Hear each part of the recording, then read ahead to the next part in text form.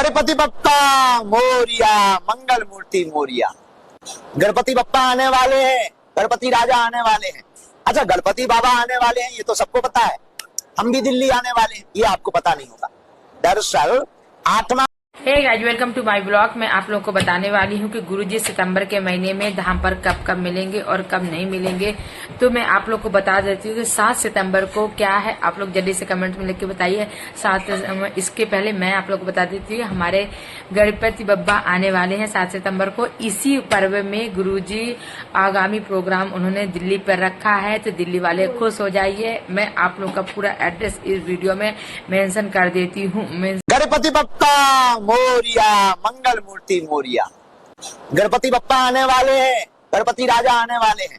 अच्छा, गणपति बाबा आने वाले हैं ये तो सबको पता है, हम भी दिल्ली आने वाले हैं ये आपको पता नहीं होगा। दरअसल 8वां गणपति महोत्सव 2024 का जो 7 तारीख से होने वाला है प्रारंभ, दिल्ली में डीडी ग्राउंड संत निरंकारी समागम स्थल दिल्ली में, बुराड़ी दिल्ली में, हम वहां पर 5 दिन के लिए कथा सुनाने आ रहे हैं। 7 तारीख से 11 तारीख तक करो भव्य दिव्य तैयारी। बुराड़ी दिल्ली नगर में रहने वाले 7 से 11 तारीख को लाल बाग का राजा जो ट्रस्ट है उनके तत्वावधान में 8वां गणपति महोत्सव मनाया जाएगा। उसमें हम कथा सुनाने आने वाले हैं और वहीं कहेंगे गणपति बप्पा मोरिया, मंगल मूर्ति मोरिया। कर देती हूँ तो आप लोग देख लीजिएगा। और 7 सितंबर से लेकर 11 सितंबर तक गुरुजी दिल्ली में रहने वाले हैं। तो दिल्ली के जितने भी भक्त हैं बागेश्वर धाम जी से जुड़े, तो आप लोग जल्दी से जल्दी कमेंट में लिखकर बताइए आप लोगों को और इससे जुड़ी क्या जानकारी चाहिए। मैं सबका रिप्लाई करूंगी, क्योंकि अभी ना इस टाइम छुट्टी चल रही है मेरे बच्चों की, तो इस टाइम मेरे पास टाइम है, तो मैं हर एक कमेंट का रिप्लाई करूंगी। इसलिए आप लोग जल्दी से जल्दी जो भी कमेंट हो बागेश्वर धाम से जुड़ी कोई भी जानकारी चाहिए हो तो आप लोग कमेंट में लिख दीजिए। मैं आज और कल और परसों 2-3 दिन में मैं आप लोगों का सारे कमेंट का उत्तर दूंगी। इसके बाद कभी दे पाती हूँ नहीं दे पाती हूँ, तो अभी फिलहाल मैं देने के लिए हूँ। अभी मैं एक वीडियो मेंशन कर रही हूँ, आप लोग देखिएगा कि गुरुजी धाम पर कब कब रहने वाले हैं। सितंबर के महीने में क्या होता है कि ना, जब हम लोग कभी कभी ऐसा होता है कि रिजर्वेशन करा चुके हैं और ये दिव्य दरबार लगना है और नहीं लगना, तो मैं आप लोगों को बता देती हूँ कि सितंबर के महीने में कब कब दिव्य दरबार लगेगा और कब नहीं लगेगा। गुरुजी 1 सितंबर से और 6 सितंबर की जानकारी मैं दे चुकी थी। इसके आगे की मैं आप लोगों को जानकारी देना चाहती हूँ फ्रेंड्स। तो मैं आप लोगों को ये बता दूं कि गुरुजी धाम पर सितंबर के महीने में 1 सितंबर से 30 सितंबर तक गुरुजी धाम पर कब कब रहेंगे। जो भक्त आए और उनको कोई प्रॉब्लम न हो, मैं आप लोगों को और आप लोग में एक विशेष सूचना ये देना चाहती हूँ कि गुरुजी ने जहां तक टैक्सी का ओवरलोड जो टैक्सी चल रही है उनको बंद कराने के लिए वो 13 सितंबर से 17 सितंबर तक गुरुजी हरियाणा जा रहे हैं, जो कि वहां पर जाकर के कथा करेंगे और इसके बाद वहां पर 1 दिन का दिव्य दरबार भी लगेगा। तो जो भक्त वहां पर दिव्य दरबार अटेंड करने जाना चाहते हैं वो भी जा सकते हैं, यहाँ से भी जा सकते हैं। हरियाणा के लोग तो करेंगे। जिन भक्तों को यहाँ से जाना हो दिव्य दरबार में अपना पर्चा के लिए, तो वो भक्त भी यहाँ से जा सकते हैं। और मैं आप लोगों को एक चीज और होता है, 18 सितंबर से लेकर के 26 सितंबर तक गुरुजी धाम पर ही रहेंगे। बीच में इस बीच 24 तारीख को मंगलवार पड़ रहा है, तो 24 जो मंगलवार की पेशी वो गुरुजी ने अभी डिसाइड नहीं किया कि वो पेशी करेंगे या नहीं करेंगे। उस बीच गुरुजी जा भी सकते हैं और धाम पर रह करके पेशी चढ़ा भी सकते हैं। तो फ्रेंड जिनका पर्चा बन चुका है अभी 24 सितंबर को जो मंगलवार है उसका आप लोग क्लियर मत करिएगा। अभी मैं अगर कोई सूचना बागेश्वर धाम से मिलती है मुझे, तो मैं आप लोग को उसका एक वीडियो अलग से बनाकर डालूंगी। पर्चे वाले अभी मत आइएगा, आप लोग पर्चे अगला जो मंगलवार 24 सितंबर का उसका भी क्लियर जानकारी नहीं है। गुरुजी धाम पर रह करके खुला दिव्य दरबार लगाएंगे। खुला दिव्य दरबार का मतलब होता है फ्रेंड, जो ओपन एरिया में दिव्य दरबार लगता है ग्राउंड पे, वहां पर से जो लोग बैठते हैं जिनका दिव्य दरबार में नाम आता है, पर्चा बनता है, जिनका पर्चा बन चुका है उनको महादिव्य दरबार अटेंड करना होता है कि जो पेशी का दरबार। और खुला दिव्य दरबार का मतलब होता है कि आप पेशी चढ़वाने मत आ जाइए। खुला दिव्य दरबार का मतलब होता है कि धाम पर जिनका पर्चा नहीं बना है वो भक्त आकर के धाम पर पर्चा बनवा सकते हैं। अगर गुरुजी की कृपा, बागेश्वर धाम जी की, बालाजी की कृपा होगी तो आप लोगों का उनमें से कोई, जो लोग आप लोग भी होंगे जिनका पर्चा बन सकता है, फ्रेंड पर्चा बनना एक बहुत बड़ा चमत्कार होता है, बहुत बड़ी किस्मत की बात होती है। पर्चा इतना आसान नहीं होता जितना कि हम लोग सोच के बैठ जाते हैं। बहुत सारे भक्त वहाँ पर भटकते घूमते हैं। बहन पर्चा कैसे बनता है, कहाँ पर बनता है, कहाँ पर टोकन मिलता है। टोकन का मतलब होता है जिनके पास पर्चा है उनको टोकन लेना पड़ता है मंगलवार के लिए। वो टोकन दिखाकर आपको हॉल के अंदर एंट्री करना होता है।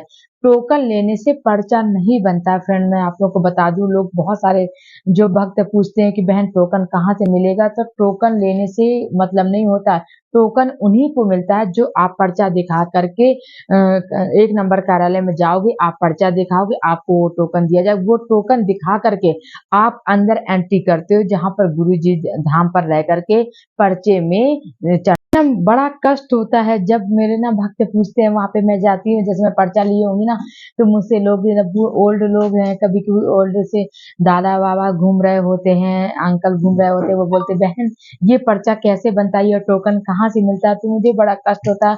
मैं उनको इतने अच्छे से, मेरा वीडियो बनाने का यही मतलब होता है कि मेरे बहन भाई जो भी दादा दादी जो भी मेरा ये वीडियो देखे, प्लीज उनको समझ में आ जाए मेरी बात। मैं उनको कैसे समझाऊं कि पर्चा टोकन हमारे खरीदने से नहीं होता, ना ये कहीं पैसे से मिलता है, ना खरीदने से मिलता है।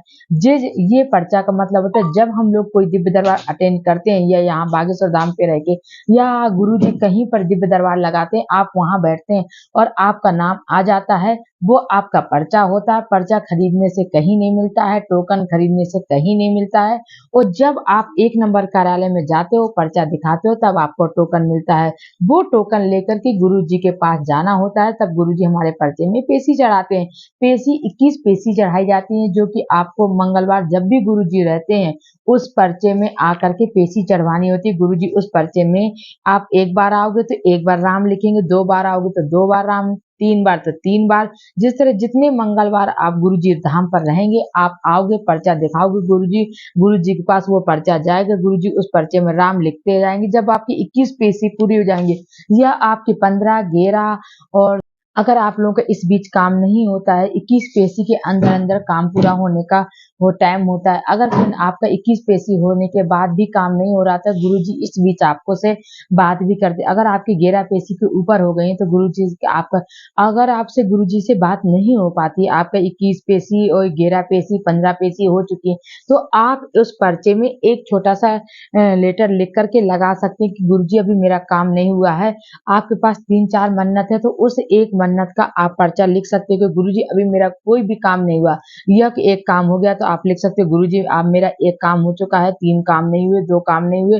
तो गुरुजी वहां पर जब हमारा पर्चा जाता है, तो वो लेटर आप अपने पर्चे में स्टिप कर दीजिए, तो वो गुरुजी वहां पर लेटर पढ़ के और आपको वहीं बैठे बैठे गुरुजी जवाब देते हैं कि बहन अभी आपको टाइम, भाई आपको टाइम लगेगा, ये बहन भाई जो भी हो आपको टाइम लगेगा, आप अभी 21 पेशी, आपको पेशी बढ़ानी पड़ेगी। कभी कभी ऐसा होता है 21 पेशी होने के बावजूद भी हमारा काम नहीं होता, कोई हमारी गलती हो जाती है, तो पेशी बढ़ानी भी पड़ती है। अगर आपको पेशी बढ़ानी भी पड़ जाए तो कोई प्रॉब्लम नहीं है, हमारा काम होना चाहिए।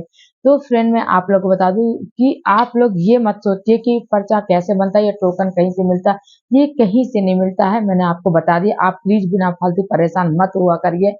आप लोग ऐसे दर दर भगते हो, बाहर से आते हो, अच्छा नहीं लगता। मैंने भी 21 पेशी पूरी की है, 2 साल बागेश्वर धाम गई हूँ और हर तरह का आपको किसी से जानकारी लेना भी है तो आप एक सीधे जाकर कार्यालय में लीजिए, किसी और से मत पूछिए, क्योंकि जिस से आप पूछ रहे हो वहां पर बागेश्वर धाम में, हो सकता है वो इंसान नया आया हो, आप उसके दिमाग में क्या बात चल रही हो वो आपको क्या बता दे, आप वही बात मान करके बैठ जाओगे। इसलिए फ्रेंड, इसलिए भाई बहन जो भी है, आप लोग जाइए सीधे कार्यालय है वहां पे 1 नंबर 2 नंबर कार्यालय पे, तो आप जाइए कार्यालय में पूरी जानकारी लीजिए। सेवादारों से भी मत लीजिए, क्योंकि सेवादार भी वहां पर चेंज होते रहते हैं, कभी कभी सेवादार भी न्यू होते हैं। तो आपने उनसे पूरी, उनके मन में जो बात है वो आपको बता दिया, तो आप इस तरह ना दर दर भटकते रहते हो। तो आप ऐसा मत करिए, आप बाहर से जाते हो, आप परेशान होते हो, आप इधर उधर घूमते रहते हो।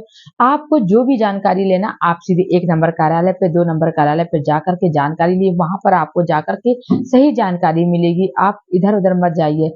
तो मैं आप लोग को बता, 21 सितंबर को जो है ना, तो भूतराज सरकार का जो दरबार, प्रेतराज सरकार का जो दरबार कार्ड है वो लगेगा। गुरुजी शनिवार को सिर्फ उन्हीं का दरबार लगाते हैं, उन्हीं का झाड़ा लगाते हैं। जो इस पे पहले क्या था कि शनिवार और मंगलवार को जो दिव्य दरबार लगता था, जो पेशी का दरबार लगता था, गुरुजी उस पे भी झाड़ा लगाते थे उस पे पर। अब गुरुजी ने क्या किया, इसको अलग कर दिया है। तो इसका जो है भूत प्रेत वाला पर्चा, तो उसको शनिवार को बुलाया गुरुजी ने, शनिवार को झाड़ा लगाते हैं वो। और इसके लिए आप लोग को शनिवार को आए। अगर आपको अंदर कोई नकारात्मक ऊर्जा है, भूत प्रेत का कोई, 2 अक्टूबर तक गुरुजी बिहार गया जी जाने वाले हैं। वहां पर रह करके बिहार पितृ दर्पण जो है, तो जिनको जाना हो गुरुजी के साथ में आप लोग जाइए। वहां पर रजिस्ट्रेशन स्टार्ट हो गए हैं, तो आप लोग रजिस्ट्रेशन करवा लीजिए। कम से कम 200 परिवार जा रहा है गुरुजी के साथ में। तो गुरुजी मतलब 26 सितंबर से लेकर के 2 अक्टूबर तक बिहार गया जी में रहेंगे, वहां पर के पूजा कराएंगे। तो जिन भक्तों को जाना हो, जिन भक्तों को अपना पितृ का ये पूजा पाठ करानी हो, तो आप रजिस्ट्रेशन करवा लीजिए। रजिस्ट्रेशन हो रहे हैं। और मैं आपको एक मुख्य सूचना और बता देती हूँ कि जो बागेश्वर धाम पर ऑटो ई रिक्शा चल रहे थे वो अब बंद होने वाले हैं बहुत जल्दी, क्योंकि बहुत ओवरलोडेड चला रहे थे। तो गुरुजी ने यह ऐलान किया कि इनको बंद करा करके हम हर तरफ इधर से और आने जाने वाली बसें लगवाएंगे, क्योंकि इस समय आप देख रहे हैं 2-3 हादसे बहुत ज्यादा हो चुके हैं। तो इससे गुरुजी को भी बहुत ज्यादा दुख हुआ है। 1-2 ऑटो पलट गई थी, तो उसमें 1-2 लोगों को चोट भी आई, कुछ लोग घायल भी हुए थे। पर अब गुरुजी की क्या है, इसमें इतना ओवरलोडेड कर लेते हैं कि आप लोग देखते हो कि ड्राइवर अपने बैठने तक के लिए जगह नहीं रखते हैं कि आप वो अपना ब्रेक भी इधर उधर कर सकें। इतना ओवरलोड कर लेते हैं कि जरा सा आप रास्ता है खराब, थोड़ा सा ओवरलोड पड़ता है तो वो ऑटो पलट जाती है। और लोग कहाँ कहाँ से आते हैं, वो अपने जान गंवा देते हैं या चोट का हो जाते हैं। कभी कोई फैमिली के साथ आए या अकेले आए। फ्रेंड, अब इसलिए मैं आज का वीडियो यहीं पे समाप्त करती हूँ फ्रेंड, क्योंकि वीडियो ना बहुत बागेश्वर धाम जी से जुड़ी जानकारी इतनी है कि मैं 2-3 साल से बराबर जा रही हूँ वहां पर के, कि मैं आप लोगों को क्या ही बताऊं। बस फ्रेंड ना इतना वीडियो लंबा हो जाता है कि मैं जब बताने को बैठती हूँ तो उसमें बहुत ज्यादा वीडियो लंबा होने लगता है। तो फिर मुझे लगता है अभी यहीं पे स्टॉप कर देना चाहिए।